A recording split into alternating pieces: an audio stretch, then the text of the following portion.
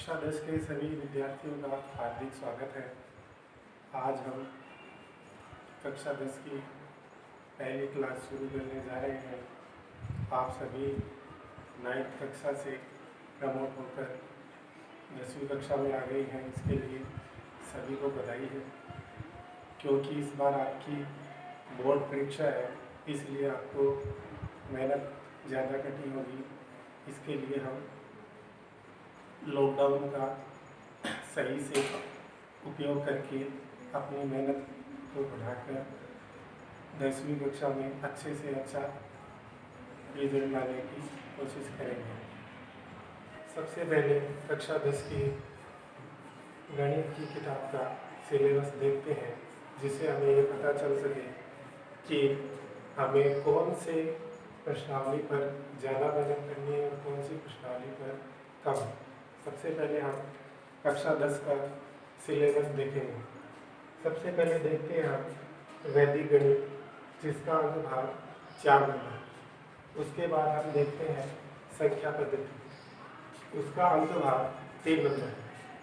उसके बाद बीज गणित का जो पोर्शन है वो 12 नंबर का है, इसमें प्रश्नावली 3, 4, 5। उसके बाद त्रिकोणमिति का पोर्शन है, जिसका अंकभाग 11 अंक है।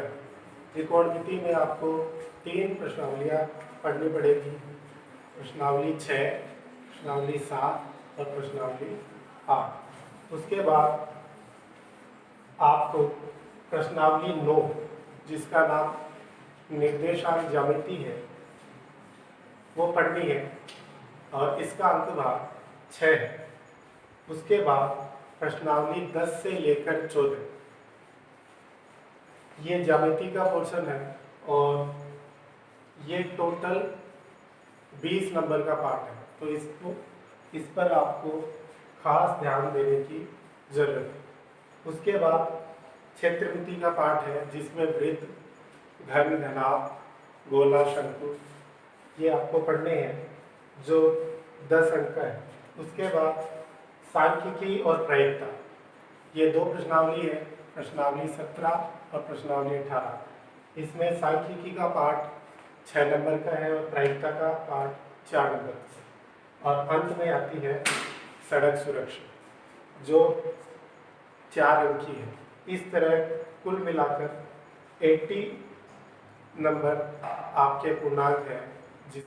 आज हम सबसे पहले प्रश्नावली 17 आरंभ करेंगे। प्रश्नावली का नाम है केंद्रीय प्रवृत्ति के माप। अब इसके बारे में जानने से पहले हमें ये देखना है कि हम इसको प्रयोग में कैसे लेते हैं।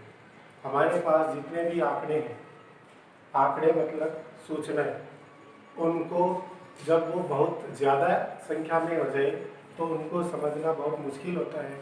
तो हम उसको समझने के लिए विभिन्न प्रकार की सारणी बनाते हैं, उनका वर्गीकरण करते हैं और उनको ग्राफ में प्रदर्शित करते हैं, जिससे वो हमारे लिए सरल और सुगम हो जाए।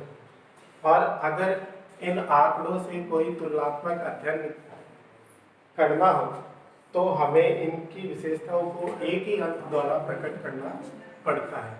जैसे हमें किसी विद्यालय के 300 छात्रों का किसी अन्य विद्यालय के 500 छात्रों के अलग अलग अंकों की श्रेणियों का तुलनात्मक अध्ययन करना है, तो हमें एक विशेष प्रतिनिधि अंक की आवश्यकता होगी। और ये सारे प्रतिनिधि अंक इन श्रेणियों के केंद्र में स्थित होते हैं, इसीलिए इनको केंद्रीय प्रवृत्ति के माप कहते हैं। अब हम पढ़ेंगे कि केंद्रीय प्रवृत्ति के माप कितने प्रकार के होते हैं। इसके प्रकार 2 प्रकार के होते हैं। पहला प्रकार है गणितीय माध्य और दूसरा प्रकार है स्थिति संबंधी माध्य। पहले प्रकार में 3 तरह के होते हैं।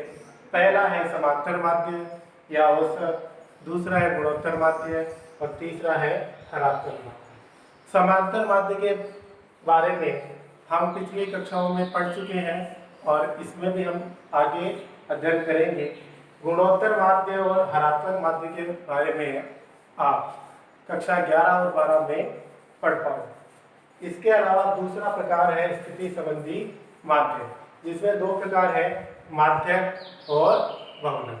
माध्यक और बहुलक और इसके अलावा समांतर माध्यक, इन तीनों का अध्ययन हम इस प्रश्नावली में करेंगे। सबसे पहले समांतर माध्य के बारे में पढ़ते हैं। समांतर माध्य होता क्या है? समांतर माध्य एक ऐसा प्रतिनिधि अंक है जो हम दिए गए आंकड़ों से प्राप्त करते हैं। समांतर माध्य को औसत या एवरेज भी कहते हैं। इसको और अच्छे से समझने के लिए देखते हैं, हमारे पास 4 छात्र हैं जिनका नाम ए, बी, सी और डी है। ए के पास 10 टोकरी है, बी के पास 8, सी के पास 12 और डी के पास 6।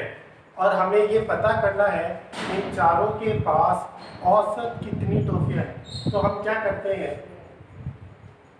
कि सभी की टोफियों को जोड़ लेते हैं। अब आप जोड़ेंगे 10 और 8 18, 18 और 12 30, 30 और 6 36। तो इनके पास कुल टोफियाँ हैं 36 और छात्रों की कुल संख्या है 4। तो हम जितने छात्रों की संख्या है उसको भाग लगा देंगे। तो 36 में 4 का भाग दिया तो हमारे पास उत्तर आ गया 9। तो हम ये कह सकते हैं कि प्रत्येक छात्र के पास औसत या एवरेज 9 टोफियाँ हैं।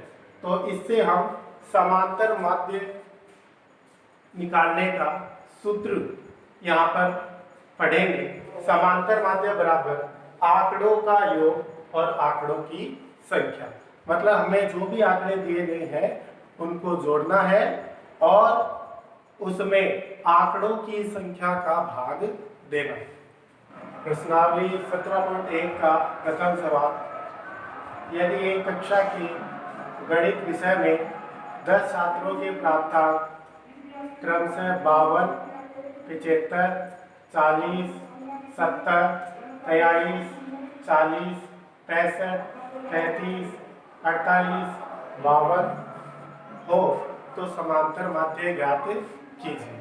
तो हमें समांतर माध्य ज्ञात करने का सूत्र पता है, तो हम इसको आसानी से ज्ञात कर सकते हैं। आप सबको पता ही है समांतर माध्य ज्ञात करने का सूत्र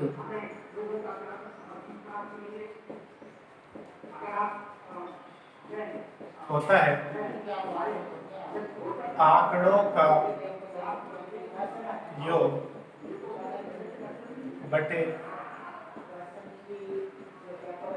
आंकड़ों की संख्या।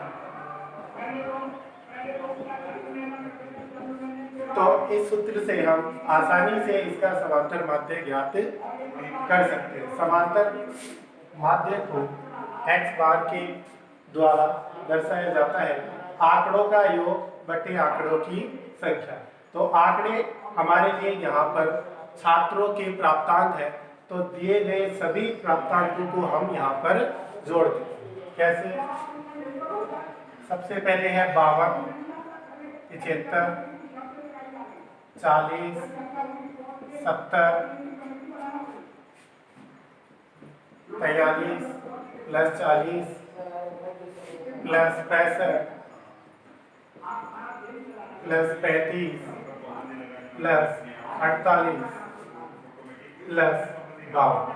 तो जितने भी आंकड़े दिए थे हमने सभी को जोड़ दिया है और नीचे हमें आंकड़ों की संख्या मतलब कितने छात्रों के ये आंकड़े हैं। तो हमें दिया गया है कक्षा के गणित विषय में 10 छात्रों के आंकड़े, तो हमें 10 का भाग यहाँ पर लगाना है।